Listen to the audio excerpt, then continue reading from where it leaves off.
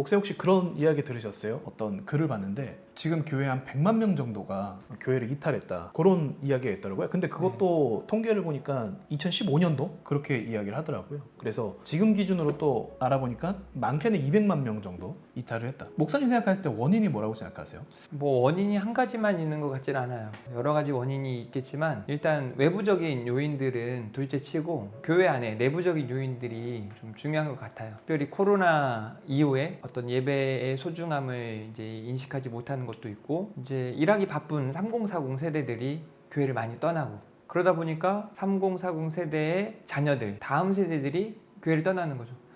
최근 신기한 일이 우리 교회에 오는 다음 세대 아이들이 교회를 처음 와봤다는 거죠. 이런 놀라운 일들이 있는 건 지금 한국교회 내부에 여러 가지 교회에 부정적인 요인들이 있다라는 생각이 들어요. 그러면 부정적인 요인 가장 큰 게 뭘까요? 제가 목사이기 때문에 이런 목회자 입장으로 봤을 때 교회 안에 사랑이 없다? 그러니까 이 사랑은 관계 안에서 이렇게 이루어지는 건데, 하나님과 우리 사이의 사랑, 본인들이 이제 개개인마다 다르겠지만 교회 안에서 적어도 공동체 내에 서로 사랑하는 게 관계, 어떤 친밀함, 이런 것들이 필요한데, 사실 먹고 살기 너무 바쁜 시대, 그래서 목회자들도 성도들이 많이 떠나니까 뭐 얼마나 많은 목회자들이 이제 일하는 목회자가 생기고, 그러다 보니까 일하기 때문에 바쁘니까 성도들을 만나지 못하고 신방하지 못하고, 또 일주일에 한 번 교회에 와서 잠깐 만나고 가기 때문에 그런 사랑을 주는 것도 힘들고 그런 사랑을 받고 경험하는 것도 힘든 시대가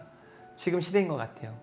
일단 그게 가장 큰 첫 번째 이유고, 두 번째는 우선순위가 완전 뒤바뀌어 버린 것 같아요. 이제 이거는 팬데믹 이후로 생긴 문제이기도 한 것 같지만, 원론적으로는 이미 그럴 준비가 돼 있었다. 어떤 예배의 소중함, 그래서 신앙생활 하지만 신앙생활이라기보다는 그저 종교생활, 안 가도 그만이고 가도 그만인 그런 신앙생활을 하는 지금의 한국교회에 그런 문제들이 생겼다. 그 원인 자체가 저는 사랑 없음이라고 보는 거죠. 그렇다면 인원이 빠져나간다고 해서 불만만 얘기할 게 아니라 나아지기 위해서는 목사님들의 어떤 사랑, 헌신, 또 시간을 막 내어주는 거, 그런 게 있으면 다시 회복할 수 있을까요? 저는 충분히 회복할 수 있다고 생각하고 또 믿고 있어요.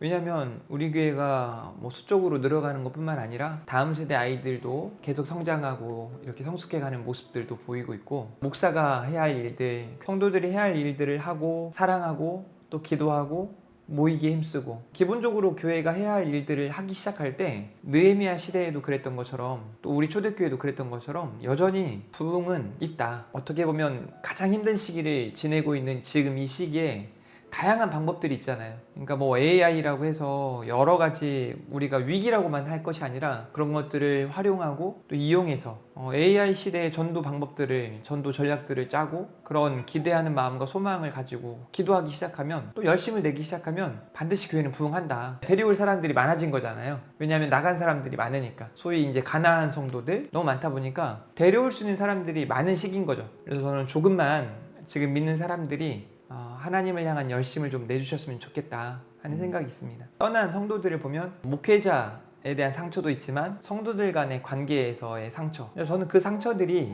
사랑 없음으로부터 비롯된, 결국은 하나님의 그 큰 사랑을 경험하고 하나님을 사랑하는 사람들은 이웃을 사랑하게 돼 있거든요. 그 본질부터 문제가 되는 거죠. 그러니까 말씀대로 살려고 애써야 되는데 말씀보다는 내 생각, 또 내가 경험했던 경험들, 이 사람이 날 미워하면 나도 미워하는 게 맞다라고 생각하는 인간적인 생각들이 지금 한국교회의 문제고, 목회자들도 그러거든요. 성도들이 원하는 대로 싫은 소리 하지 마라. 뭐 일주일에 한번 교회 오는 게 얼마나 고맙냐. 이런 말들은 저는 사실 옳다고 생각하지 않거든요. 왜냐면 목사 보러 오는 게 아니잖아요. 하나님을 믿기 때문에 한번 예배의 자리에 모여서 그 자리에서 하나님의 은혜를 경험하고 또 회복되어지고 또 결단도 있고, 그런 선순환이 계속 이루어져야 되는데 오히려 반대로 악순환이 이어지는 뭐 사사시대나 왕정시대나 이런 시대와 같은 문제들이 지금의 한국교회에도 많이 있다고 생각합니다. 뭐 한국교회 트렌드 2026이라는 책이 나와서 좀 보니까 실제적으로 많은 사람들이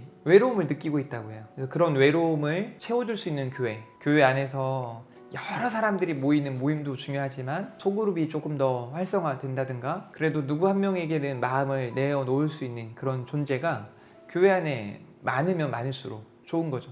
그런 것들이 위기를 기회로 만들 수 있는 그런 시간이라고 생각을 하고, 이제 우리 교회 안에서도 그렇게 지금 애를 쓰고 있고 힘쓰고 있는데, 많은 교회들이 좀 그렇게 했으면 좋겠어요. 죽은 교회를 부검하다 이런 책이 있는데, 한국 교회를 좀 연구를 해보니까, 조사를 해보니까 살 방법이 있는데 죽을 길을 택한다 이런 결론이 내려졌다는 거예요. 이게 뭐냐면 살 길이 너무 힘들고 어려우니까 차라리 그냥 이렇게 죽자. 죽자. 그걸 너무 안타까운 거예요. 여전히 수백 명의 목회자들이 한국 교회를 위해서 아파하고 또 다음 세대들을 고민하고 그런 모습들을 보니까 여전히 소망이 있다. 저는 한국 교회에 머지않아 부흥이 있을 거라고 믿습니다.